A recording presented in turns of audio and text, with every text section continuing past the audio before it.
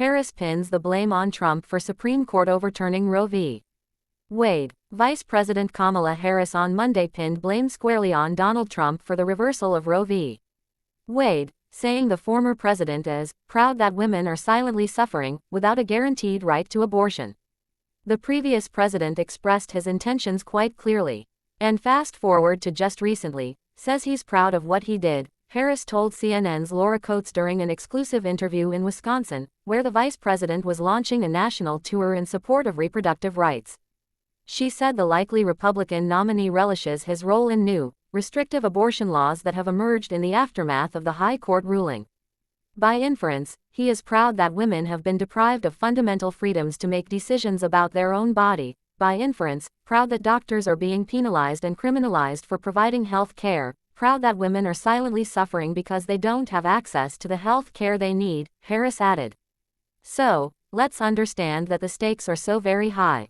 It was a preview of a central re-election argument in a rematch between Trump and President Joe Biden, a contest that will be shadowed by the former president's multiple courtroom trials, including one related to Trump's role in events that led to the January 6, 2021, riot at the Capitol. The vice president rejected outright Trump's assertions that his legal issues amount to political persecution undertaken by the Biden administration. What he's saying is not factual, period, she said. And that would not be new for him, would it? And Harris said it was imperative Americans remain watchful for signs of democratic erosion in the lead-up to this year's contest. I think everyone is right to be vigilant in demanding that we maintain our democracy. And we uphold its pillars, which includes the integrity of a free and fair election system, Harris said in the CNN interview, listing intimidation of poll workers as an example of what to watch out for in the coming months as the election gets underway. It is important that we all remember that a hallmark of a democracy is civic participation. Which means let's all vote. I'm not telling you who to vote for, but please, in the midst of all that you've got going on, take the time to fill out a ballot if you can vote by mail and send it in, she said.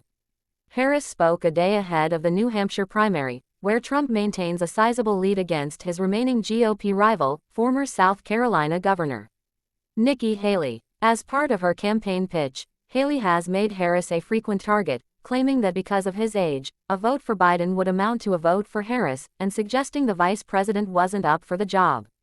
Harris said that type of criticism wasn't unique for powerful women. I think that most women who have risen in their profession, who are leaders in their profession, have had similar experiences, she told Coates. I was the first woman to be elected district attorney. I was the first woman to be elected Attorney General in the state of California, and I'm the first woman to be vice president. And I love my job. As she and Biden gear up for what could be the imminent start of the general election, Harris worked to underscore the stakes of the upcoming contest, stakes many Democrats worry haven't registered yet with enough voters. She said those who committed acts of violence on January 6, 2021, need to be taken into account and held accountable for those acts. And Harris accused Republicans of playing politics with immigration, as she and Biden come under criticism for not doing more to stem the flow of migrants coming across the southern border. Still, for Democrats, no issue better illustrates the choice in November than abortion, which the party has seized upon in the wake of the court's 2022 decision to overturn Roe v. Wade. Trump's role in gutting abortion rights, his three conservative Supreme Court picks all voted to overturn Roe v. Wade, is emerging as a core theme for Harris and Biden as they seek re-election.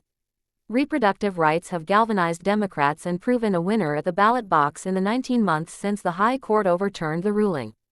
Harris plans to travel to several other states to speak about the issue on her national Fight for Reproductive Freedoms tour, which is expected to last through March.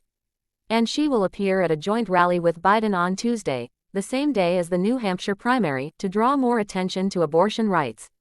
I am going to do exactly what I'm doing here in Wisconsin, which is traveling in the country to remind people of not only what is at stake and the harm that is occurring every day, so many women silently suffering, but also remind them of the connection between their vote and an outcome that puts back in place the protections of Roe. So these months are going to matter, Harris said Monday. On Sunday, the Biden campaign unveiled a new television ad that features an emotional direct-to-camera testimonial from Dr. Austin Dennard, a Texas OB/GYN and mother who traveled out of her state, which has a strict abortion ban, to terminate her pregnancy after learning her fetus had a fatal condition. The campaign said the spot would run during this week's season premiere of ABC's The Bachelor, as it targets young female voters. At the White House on Monday, Biden met with his administration's task force on reproductive rights, criticizing Republicans for trying to ban abortion and announcing new steps the White House is taking to expand access to contraception and other reproductive care. Still, Biden and Harris have acknowledged that fully restoring the protections included in Roe will be impossible without congressional action. President Joe Biden has been very clear: when Congress puts the protections of Roe back into the law, he will sign it, Harris told Coates in Wisconsin. Similarly, President Joe Biden has been very clear: if these extremists achieve their other goal, which is to have a national ban, which means state by state, Joe Biden will veto that. The stakes are high, she said.